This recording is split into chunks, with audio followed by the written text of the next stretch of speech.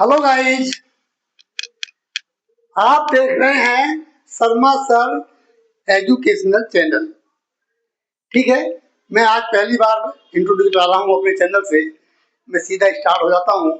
असल में उन लोगों के लिए जरूरी है जो पहली बार मेरे साथ जुड़ रहे हैं।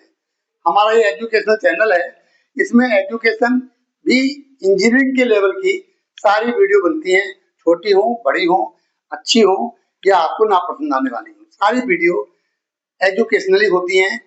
लेकिन थोड़ा सा डिफरेंस है हमारा एक चैनल में, हम इंडस्ट्री से भी ढूंढ ढूंढ के लेके आते हैं आप लोगों के लिए वीडियो, जो नई नई मशीनें होती हैं। ये थोड़ा सा डिफरेंट है अदर चैनल में और हमारे चैनल में। हम किताबों से भी जानकारी देते हैं आपको और इंडस्ट्री से भी, क्योंकि मैं डायरेक्ट इंडस्ट्री से जुड़ा हुआ हूँ और काफी साल हो गए हैं, इसलिए मुझे बहुत अच्छा भी लगता है और मुझे आसानी होती है, कोई प्रॉब्लम नहीं होती। ये हमारा आपका जो आईटीआई के स्टूडेंट हैं या डिप्लोमा के स्टूडेंट हैं, उनका ये हमारा जो चल रहा है सीरीज, ये single phase induction motor. Three phase खत्म हो चुकी है, ठीक है ना। अब सिंगल फेज है, उसके बाद फिर ट्रांसफार्मर वगैरह आएगा। तो सिंगल फेज इंडक्शन मोटर में आपको बताऊं, ये सेल्फ स्टार्ट नहीं होती। ये क्या होता है, सेल्फ स्टार्ट नहीं होती, इससे सेल्फ स्टार्ट बनाना पड़ता है। अब सेल्फ स्टार्ट किया, जब थ्री फेज मोटर है उसमें तो सीधा स्विच दबाओ स्टार्टर का और मोटर चालू हो गई। लेकिन सिंगल फेज में वो चीज सेल्फ स्टार्ट करने के लिए हमें अलग अलग मेथड का इस्तेमाल करना पड़ता है। तो वही मेथड हम आजकल पढ़ रहे हैं। हमारे पीछे भी कई वीडियो बन चुकी हैं जो सिर्फ सेल्फ स्टार्ट मेथड है, और उसी में से एक मेथड है हमारा ये परमानेंट कैपेसिटर मोटर। यानी कि परमानेंट का जो मतलब है मैं बताऊंगा, क्योंकि जो आपने अब तक हमारी वीडियो देखी होंगी तो उसमें क्या था कि स्टार्टिंग कॉइल और कैपेसिटर ये सर्किट से डिस्कनेक्ट हो जाते थे करीब 70 टू 80 स्पीड पकड़ने के बाद। 70 टू 80% स्पीड पकड़ने के बाद मोटर क्या करती थी, एक सेंट्रीफ्यूगल स्विच लगा होता था, उसमें हमारी ये स्टार्टिंग कॉइल और कैपेसिटर डिस्कनेक्ट हो जाते थे, और इसी मोटर में कैपेसिटर नहीं होता था, ओनली स्टार्टिंग कॉइल होती थी, तो वो भी डिस्कनेक्ट हो जाती थी। स्टार्टिंग कॉइल हर हाल में डिस्कनेक्ट हो जाती थी, चाहे तो कैपेसिटर के साथ डिस्कनेक्ट हो और या कैपेसिटर से अलग हो। लेकिन यहाँ पे क्या है, परमानेंट कैपेसिटर मोटर, इसमें जो कैपेसिटर है डिस्कनेक्ट नहीं होता, यानी कि इसके अंदर कोई भी सेंट्रीफ्यूगल स्विच लगा हुआ नहीं होता है। ठीक है, तो अब मैं थोड़ा सा जो मैंने डायग्राम बनाया है इसका इंट्रोडक्शन करा दूं आपको, और इसके जो मेन पार्ट होते हैं वो कौन कौन से होते हैं मैं आपको बताऊं। मेन पार्ट तो लगभग ये हर मोटर में होते हैं, कुछ में छोड़ करके। अब जैसे मैं अभी बताऊं, इसके अंदर सेंट्रीफ्यूगल स्विच लगा हुआ नहीं है, तो इस लिस्ट में हमारा सेंट्रीफ्यूगल स्विच नहीं है, बाकी सब सामान है। नंबर 1 है स्क्वायरल केज रोटर, जो बीच में हमने ब्लू कलर का बनाया है, यही है squirrel cage rotor. Squirrel cage rotor क्या है, ये हर इंडक्शन मोटर में जरूरी होता है ना। लेकिन थोड़ा सा फर्क है, कुछ मोटर्स हमारी इंडक्शन मोटर ऐसी हैं, थ्री फेज इंडक्शन मोटर, जिनके अंदर स्क्वायरल केज रोटर नहीं होता। आगे पढ़ेंगे, आगे चलेंगे, आपके सिलेबस में भी है। ऐसी दो मोटर में याद दिला देता हूँ, एक तो है स्लिप रिंग इंडक्शन मोटर और दूसरी है सिंक्रोनस मोटर। इन दोनों मोटर्स के जो रोटर्स होते हैं स्क्वायरल केज नहीं होते, उनकी भी डीसी आर्मेचर की तरह उनको भी बाइंड किया जाता है, उन्हें हम बाउंड रोटर बोलते हैं। ठीक है, तो सबसे पहला है स्क्वायरल केज रोटर, जो ब्लू कलर का डायग्राम में हमने दिखाया है। दूसरा है मेन और रनिंग बाइंडिंग, मेन बाइंडिंग बोलो या रनिंग बाइंडिंग बोलो, मेन क्वाइल बोलो या रनिंग क्वाइल, मैं चाहता हूं कि आपको कोई कंफ्यूजन क्रिएट नहीं होना चाहिए। तो ये जो हमारी ग्रीन कलर की है, यही है हमारी रनिंग क्वाइल या रनिंग बाइंडिंग।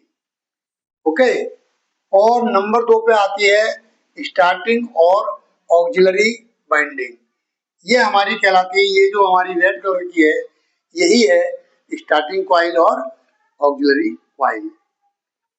तो और नंबर 3 पे आता है, नंबर 4 पे आता है हमारा कैपेसिटर। कैपेसिटर क्या करता है, ये हमारे फेज को स्प्लिट कर देता है। भाई ये तो क्लियर है, हम सिंगल फेज मोटर पा रहे हैं तो सिंगल फेज मोटर है, अब फेज तो एक है, फेज को स्प्लिट करने के लिए ही हम ये कैपेसिटर लगाते हैं। और फेज को स्प्लिट करने का एक मेथड और भी है, वो आप पीछे पढ़ चुके हैं, आप देख चुके हैं, या देख लेना, उस मोटर का नाम भी है स्प्लिट फेज इंडक्शन मोटर। उसमें फेज को स्प्लिट किया जाता है, यानी कि किसी डिग्री पे दोनों को, जैसे 3 फेज में क्या होता है, तीनों फेज 120 डिग्री पे शिफ्ट होते हैं, मगर ये तो सिंगल फेज है, तो सिंगल फेज को ही स्प्लिट करके जस्ट लाइक एक फेज के हम 2 फेज बना देते हैं। फेज तो एक ही होता है वो, लेकिन इलेक्ट्रिकली एक बाइंडिंग उसकी शिफ्ट हो जाती है करीब 90 डिग्री पे। ठीक है, अब इससे क्या होता है, इससे हमें एक रोटेटिंग मैग्नेटिक फील्ड मिल जाता है, जैसे 3 फेज इंडक्शन मोटर में मिलता है, और हमारी मोटर घूमने लगती है। ठीक है, तो कैपेसिटर का काम क्या होता है, फेज को स्प्लिट करना।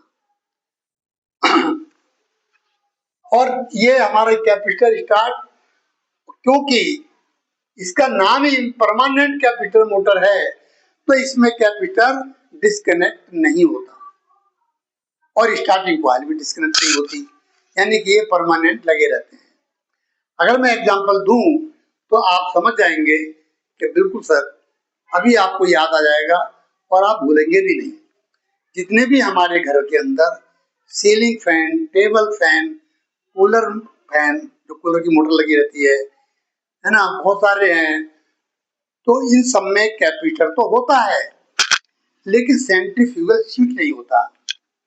तो इसमें ना तो स्टार्टिंग कॉइल डिस्कनेक्ट होती है और ना कैपेसिटर डिस्कनेक्ट होता है, ये हमेशा लगे ही रहते हैं, है ना, इसीलिए इन्हें परमानेंट कैपेसिटर मोटर बोलते हैं। तो परमानेंट कैपेसिटर मोटर के एग्जांपल मैंने आपको बता दिया। सीलिंग फैन सब घर में लगा हुआ है, और आप लोगों ने कभी किया भी होगा, स्पीड नहीं चल रही है, कई बार उसे डंडे से घुमाया जाता है, एक बार घूम जाता है फिर रुकता भी नहीं है।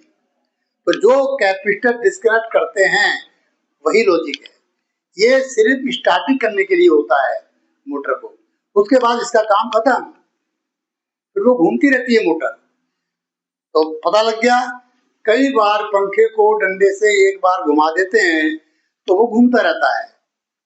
कुछ को पता है कि कैपेसिटर वीक हो गया है या खत्म हो गया है, कुछ को पता नहीं होता। ठीक है, तो सब में जिसमें कैपेसिटर लगा रहता है एक, तो समझ लो वो परमानेंट कैपेसिटर मोटर है। ठीक है, और ये ज्यादातर मोटर, इनका स्टार्टिंग टॉर्क कम होता है, ये भी ध्यान रखना। तो इनका जो एप्लीकेशन है, तो इनका यूजेज है, कहाँ होता है, वहां करते हैं जहां स्टार्टिंग टॉर्क की ज्यादा रिक्वायरमेंट नहीं होती, जैसे ceiling fan, kitchen fan, table fan, है ना, ऐसे कामों के लिए, छोटे कामों के लिए इसका इस्तेमाल होता है। ठीक है गाइस, तो अब हम नेक्स्ट जो हमारी मोटर है वो थोड़ा सा डिफरेंट टाइप की है, उसको आपको पढ़ने में भी इंटरेस्ट आएगा, क्योंकि उसके अंदर कोई कैपेसिटर होता ही नहीं है, कोई कैपेसिटर नहीं होता, और कोई भी सेंट्रीफ्यूगल स्विच लगा हुआ नहीं होता, और उसमें कोई भी कॉइल या कैपेसिटर डिस्कनेक्ट भी नहीं होता है ना, अजीब मोटर। तो हम ऐसी मोटर पढ़ाएंगे, इसके बाद में जिसमें किसी भी कैपेसिटर का इस्तेमाल नहीं होता है और फटाफट चलती हैं। उसके भी मैं एग्जांपल दूंगा तो आप समझ जाएंगे कि बिल्कुल हमने भी देखा है, हमारे घर में भी थे। ठीक है, तो गाइस नेक्स्ट वीडियो के लिए आप इंतजार करें, तब तक खुश रहें, मस्त रहें। नमस्कार।